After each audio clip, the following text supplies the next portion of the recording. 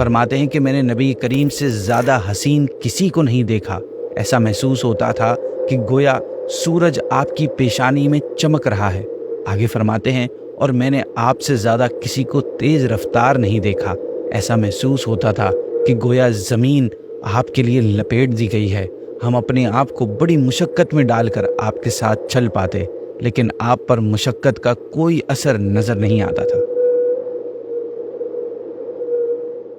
السلام علیکم ورحمۃ اللہ وبرکاتہ۔ ویب سیریز حضور صلی اللہ علیہ وسلم کی خوبصورتی کی آج 12th اینڈ لاسٹ ایپیسوڈ ہے۔ آج ویب سیریز میں ہم نبی کریم صلی اللہ علیہ وسلم کے پاؤں مبارک کے حسن و جمال کے بارے میں سنیں گے۔ ایپیسوڈ میں جتنی بھی قرآنی آیات یا روایات بیان ہو رہی ہیں ان کے ریفرنسز آپ ویڈیو کی ڈسکرپشن میں جا کر چیک کر سکتے ہیں۔ ناظرین، ہمارے پیارے آقا صلی اللہ علیہ وسلم مخلوق خدا میں سب سے زیادہ خوبصورت پیدا فرمائے گئے۔ آپ کے باڈی پارٹس اتنے بیلنس پروپورشنز کے ساتھ رب تعالیٰ نے بنائے ہیں کہ وہ ثابت کر دیتے ہیں کہ آپ تمام مخلوقات میں سب سے بڑھ کر حسین و جمیل ہیں۔ بالکل اسی طرح آپ کے مبارک گھٹنے بھی حسن و خوبصورتی میں اپنی مثال آپ تھے۔ حضرت علی رضی اللہ تعالیٰ عنہ سے روایت ہے کہ نبی کریم صلی اللہ علیہ وسلم کے گھٹنے پر گوشت تھے۔ اس حدیث کی شرح میں علماء کرام فرماتے ہیں کہ یعنی ان میں ویکنس اور کمزوری کے کوئی آثار نہیں آتے تھے نظر، بلکہ وہ قوت و طاقت والے محسوس ہوتے تھے۔ ایک روایت میں ذکر ہے کہ آپ صلی اللہ علیہ وسلم کے جوڑوں کی ہڈیاں موٹی تھیں۔ روایت میں یہ بھی آتا ہے کہ آپ نے کبھی سامنے بیٹھے شخص کے آگے پاؤں مبارک نہیں پھیلائے۔ اس حوالے سے حضرت انس بن مالک سے روایت ہے کہ نبی کریم کبھی بھی اپنے سامنے بیٹھے ہوئے شخص کے آگے پاؤں نہیں پھیلاتے تھے، اور آپ کسی سے ہاتھ ملاتے تو اس کا ہاتھ آپ اس وقت تک نہیں چھوڑتے تھے جب تک کہ وہ خود آپ کے ہاتھ مبارک نہ چھوڑتا۔ آپ کے پاس کوئی بیٹھتا تو آپ اس وقت تک نہیں کھڑے ہوتے تھے جب تک کہ وہ خود کھڑا نہیں ہو جاتا۔ اسی طرح یہ بھی روایات میں آتا ہے کہ حضور نے کبھی اپنی مجلس میں بیٹھنے والوں کے سامنے گھٹنے دراز نہ کیے۔ پیارے آقا کی پنڈلیاں بھی حسن میں اپنا جواب نہیں رکھتی تھی۔ آپ کی پنڈلیاں مبارک پتلی تھیں، جو کہ مردانہ حسن کی نشانی سمجھی جاتی ہیں۔ صحابہ کرام برکت حاصل کرنے اور آپ صلی اللہ علیہ وسلم سے اپنی محبت کا اظہار کرنے کے لیے آپ کی مبارک پنڈلیوں کو چھوتے تھے اور انہیں چومنے کی سعادت حاصل کرتے تھے۔ ناظرین، جن جن صحابہ کرام نے پیارے آقا کی مبارک پنڈلیاں دیکھی، وہ جب بھی ان پنڈلیوں کا ذکر کرتے تو انہیں ان کی چمک دمک یاد آ جاتی اور وہ پکار اٹھتے کہ میں آج بھی اس چمک کو اپنی آنکھوں سے دیکھ رہا ہوں۔ اس حوالے سے حضرت ابو جحیفہ سے روایت ہے کہ ایک روز آقا کریم صلی اللہ علیہ وسلم اپنے ٹینٹ سے باہر تشریف لائے تو مجھے حضور کی مبارک پنڈلیاں دیکھنے کا شرف حاصل ہوا۔ میرے تصور میں آج بھی اس خوبصورت منظر کی یاد اس طرح تازہ ہے۔ آپ بیان فرماتے ہیں گویا میں آپ کی پنڈلیوں کی سفیدی دیکھ رہا ہوں۔ حضرت عبداللہ بن ابی سبقہ باہلی فرماتے ہیں کہ میں حجۃ الوداع کے موقع پر آپ صلی اللہ علیہ وسلم کی خدمت میں حاضر ہوا۔ آپ اپنے اونٹ پر سوار تھے اور آپ کی پنڈلی مبارک رکاب میں تھی جو کھجور کی گوند کی طرح لگ رہی تھی۔ ناظرین، رکاب اسے کہتے ہیں جس پر گھوڑے پر سوار ہوتے وقت پاؤں رکھے جاتے ہیں۔ آپ فرماتے ہیں کہ میں محبت و پیار کی وجہ سے آپ کے ساتھ چمٹ گیا۔ آپ نے مجھے چھڑی لگائی تو میں نے عرض کی، یا رسول اللہ صلی اللہ علیہ وسلم، میں تو آپ سے اس کا قصاص یعنی بدلہ لوں گا۔ آپ نے چھڑی میرے ہاتھ میں دے کر فرمایا، لو قصاص لے لو۔ مجھے موقع مل گیا، چنانچہ میں آگے بڑھا اور آپ کی مبارک پنڈلی اور پاؤں کو چوم لیا۔ ناظرین، ان روایات سے جہاں یہ واضح ہوتا ہے کہ رسول اللہ صلی اللہ علیہ وسلم انتہائی شفقت اور کرم فرمانے والے تھے، تو وہیں یہ بھی بات آتی ہے کہ صحابہ کرام کا تعلق رسول اللہ صلی اللہ علیہ وسلم سے بے انتہا مضبوط اور جذباتی تھا۔ یہی وجہ ہے کہ وصال کے بعد آپ کی ہر ادا اور جسم مبارک کے ہر حصے کی ڈیٹیل اور حسن و جمال کی کیفیت صحابہ کرام کو یاد تھی۔ قدمین شریفین کے حوالے سے اگر روایات کو جمع کیا جائے تو پتہ چلتا ہے کہ نبی پاک کے قدم سافٹ، پرگوشت، دلکش اور خوبصورت اور حسن و جمال میں اپنی مثال نہیں رکھتے تھے۔ آپ کے تلوے کچھ گہرے تھے، ان کی انگلیاں نہایت خوبصورت انداز میں کچھ لمبی تھی۔ قدم اس طرح کے تھے کہ پانی ان پر نہیں ٹھہرتا تھا بلکہ فوراً ڈھل جاتا تھا۔ آپ کے مبارک قدموں کو چھونے والا ہر شخص ان کی ٹھنڈک، محسوس کرتا تھا۔ حضرت میمونہ رضی اللہ عنہا بیان کرتی ہیں کہ میرے والد نے آپ صلی اللہ علیہ وسلم کے مبارک قدم کو چھونے کے بعد بتایا تھا کہ میں نے آپ کے پاؤں مبارک کو چھوا تو اس سے بڑھ کر میں نے کسی چیز کو ٹھنڈا نہیں پایا۔ حضرت رافع بن عمر سے روایت ہے، فرماتے ہیں کہ میں حجۃ الوداع کے موقع پر اپنے والد صاحب کے ساتھ ہاتھ پکڑے ہوئے شریک ہوا۔ اس وقت میری عمر 5 یا 6 سال ہوگی، یہاں تک کہ ہم لوگ نہر کے روز مینا میں رسول اللہ صلی اللہ علیہ وسلم تک پہنچ گئے۔ میں نے دیکھا کہ آپ ریڈش خچر پر خطاب کر رہے تھے۔ میں نے اپنے والد سے پوچھا یہ کون ہیں؟ انہوں نے مجھے بتایا کہ یہی اللہ کے رسول ہیں۔ تو میں نے آپ کے قریب ہوتا گیا، یہاں تک کہ میں آپ کی پنڈلی مبارک پکڑی اور اسے بطور تبرک چھوا، اور پھر میں نے اپنی ہتھیلی آپ کے نال اور قدم مبارک کے درمیان رکھ دی۔ آپ فرماتے ہیں کہ مجھے ابھی تک آپ کے تلووں کی ٹھنڈک محسوس ہوتی ہے۔ امام اعظم امام ابو حنیفہ روایت کرتے ہیں کہ ام المؤمنین عائشہ صدیقہ رضی اللہ تعالیٰ عنہا کہتی ہیں کہ گویا میں رسول اللہ صلی اللہ علیہ وسلم کے قدموں کی سفیدی کو اب بھی دیکھ رہی ہوں جبکہ آپ اپنی بیماری میں نماز کے لیے تشریف لائے تھے۔ یعنی میں حضور صلی اللہ علیہ وسلم جب بیمار ہوئے تھے اور اس وقت نماز کے لیے تشریف لائے تھے، اس وقت جو حضور صلی اللہ علیہ وسلم کے پاؤں کو میں نے دیکھا تھا، اس کی سفیدی آج بھی میرے دماغ میں میمورائزڈ ہے۔ ناظرین، ہم نبی پاک کے جس عمل کو بھی دیکھتے ہیں تو وہ اپنی مثال آپ ہے۔ آپ کا ہر عمل بہتری اور کمال کی معراج پر ہوتا ہے۔ سم ٹائمز کچھ معاملات آپ ایسے بھی سر انجام فرمایا کرتے تھے کہ جس سے آپ کی جسمانی قوت کا بھرپور اظہار ہوا کرتا تھا۔ انہی میں سے ایک آپ کے چلنے کی رفتار ہے۔ روایات میں آتا ہے کہ آپ تیز رفتاری کے ساتھ چلتے تھے، اور آپ کے چلنے میں تیز رفتاری یہ روحانی قوت کی وجہ سے تھی، نہ کہ آپ جان بوجھ کر محنت و مشقت کر کے جان بوجھ کر آپ انٹینشنلی ایسے چلتے تھے۔ حضرت ابو ہریرہ سے روایت ہے، فرماتے ہیں کہ میں نے نبی کریم سے زیادہ حسین کسی کو نہیں دیکھا۔ ایسا محسوس ہوتا تھا کہ گویا سورج آپ کی پیشانی میں چمک رہا ہے۔ آگے فرماتے ہیں، اور میں نے آپ سے زیادہ کسی کو تیز رفتار نہیں دیکھا۔ ایسا محسوس ہوتا تھا کہ گویا زمین آپ کے لیے لپیٹ دی گئی ہے۔ ہم اپنے آپ کو بڑی مشقت میں ڈال کر آپ کے ساتھ چل پاتے، لیکن آپ پر مشقت کا کوئی اثر نظر نہیں آتا تھا۔ ناظرین، نبی پاک کے چلنے کی کیفیت میں یہ 3 باتیں ہمیشہ نمایاں رہتی۔ نمبر 1، آپ تیزی سے چلتے تھے۔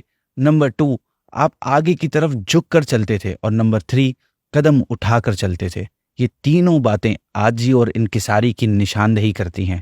آپ کی رفتار میں غرور یا تکبر کا تو تصور ہی نہیں ہوتا تھا۔ آپ بڑے بڑے قدم اٹھاتے ہوئے نہایت ہی باوقار، عزت مندانہ اور پسندیدہ چال چلتے تھے۔ سینہ تان کر زمین پر زور زور سے قدم مارتے ہوئے اور اکڑ کر نہیں چلتے تھے۔ جس وقت چلتے تھے تو ایسا فیل ہوتا تھا کہ جیسے اونچائی سے نیچے آ رہے ہوں۔ مختلف روایات میں آتا ہے کہ رسول اللہ صلی اللہ علیہ وسلم جب چلتے تو نہ تھکے ہوئے معلوم ہوتے تھے اور نہ ہی اکتاہٹ سے چلتے تھے۔ اگر پلٹتے تو پورے بدن کے ساتھ پلٹتے، نگاہیں نیچی رہتی، نظر مبارک آسمان کی جانب کم اور زمین کی جانب زیادہ رہتی، یعنی نیچے زیادہ دیکھتے۔ آپ کی مبارک ایڑیوں کے بارے میں روایات میں آتا ہے کہ وہ موٹی اور پرگوشت نہیں تھیں، بلکہ آپ کی ایڑیوں میں گوشت کم تھا۔ ایڑیاں اور پنڈلیاں ہلکی تھیں، اور ایسی ایڑیاں آدمی کے حسن و جمال میں اضافے کا سبب بنتی ہیں۔ آپ کی مبارک ایڑیاں نہایت ہی خوبصورت تھیں، اس طور پر کہ نہ وہ اپنے پاؤں کی اصل حد سے بڑی ہوئی تھی اور نہ ہی پاؤں کی تھکنس میں دبی ہوئی اور چھپی ہوئی تھی، کیونکہ ان دونوں صورتوں میں ایڑیاں خوبصورت نہیں لگتیں اور انسانی پاؤں عجیب و غریب نظر آتا ہے۔ ناظرین، نبی کریم کی ایڑی مبارک آپ کے جسم مبارک کی طرح حسین و جمیل اور چمکتی ہوئی نظر آیا کرتی تھی، جو دیکھنے والوں کو اپنی طرف فوری متوجہ کر لیا کرتی تھی۔ جس طرح آپ کا باقی پورا جسم حسین تھا، بالکل ویسے ہی آپ کی ایڑیاں بھی حسن و جمال میں اپنی مثال آپ تھیں۔ بہت بڑے شاعر، زبردست عاشق رسول امام احمد رضا خان فرماتے ہیں کہ ایک ٹھوکر سے احد کا زلزلہ جاتا رہا، رکھتی ہیں کتنا وقار اللہ اکبر ایڑیاں۔ مشہور واقعے کی طرف اشارہ ہے کہ ایک دن نبی پاک، حضرت ابو بکر صدیق، حضرت عمر فاروق اور حضرت عثمان غنی، یہ چاروں ہستیاں احد پہاڑ پہ تھیں کہ اچانک احد پہاڑ ہلنے لگا۔ آپ نے اس پر اپنا پاؤں مبارک مارا اور فرمایا، اے احد رک جا، تجھ پر ایک نبی، ایک صدیق اور 2 شہید ہیں۔ یہ سننا تھا کہ احد پہاڑ فوراً رک گیا۔ آپ کے مبارک تلووں کے بارے میں آتا ہے کہ تلوے خوبصورت، قدم ہموار اور چکنے تھے۔ تلوے مبارک زمین پر نہیں لگتے تھے۔ چلتے وقت آپ انہیں پوری طرح اٹھاتے اور زمین پر آہستہ رکھتے ہوئے آگے جھکے تشریف لے جاتے۔ آپ کے مبارک تلوے کچھ گہرے تھے، اس طور پر کہ زمین پر نہیں لگتے تھے۔ قدم مبارک زیادہ پرگوش نہیں تھے بلکہ نرم اور ملائم تھے، جن میں پسینے کی نمی رہتی تھی۔ ناظرین، اونٹ کے تلوے بالکل اسٹریٹ یعنی فلیٹ ہوتے ہیں۔ جب وہ پاؤں زمین پر رکھتا ہے تو پورا پاؤں زمین کے ساتھ لگ جاتا ہے۔ عام طور پر انسان کا تلوا ایسا نہیں ہوتا بلکہ گہرا ہوتا ہے کہ زمین پر نہیں لگتا، اور یہ خوبصورتی کی علامت ہے۔ آپ صلی اللہ علیہ وسلم کی ایڑی اور تلوے کے بیچ میں بھی اسپیس تھا، اسی وجہ سے آپ کا پورا قدم زمین پر نہیں لگتا تھا۔ امام ابن العربی سے نبی کریم کے تلووں کے بارے میں جب پوچھا گیا تو انہوں نے فرمایا کہ تلوے تھوڑے گہرے تھے، اتنے گہرے نہیں تھے کہ زمین سے زیادہ بلند ہو، نہ اتنے برابر تھے کہ بالکل تلوے برابر ہوں، بلکہ ان کی گہرائی درمیانی تھی۔ کتابوں میں یہ بھی آتا ہے کہ اس طرح کے تلوے سخاوت کی علامت ہیں۔ ان روایات سے معلوم ہوتا ہے کہ آپ صلی اللہ علیہ وسلم کے پیر کے تلوے کی جانب کا حصہ پورا گوشت سے پر نہیں تھا، مطلب فلڈ نہیں تھا، بلکہ گوشت کے کم ہونے کی وجہ سے کچھ اٹھا ہوا تھا، جس کی وجہ سے ایڑی اور تلوے کے بیچ میں اٹھان تھی، اور اس وجہ سے پورا قدم زمین پر نہیں لگتا تھا۔ لیکن ان روایات کے اپوزٹ چند دوسری روایات میں تلووں کے برابر ہونے کا ذکر بھی ہے۔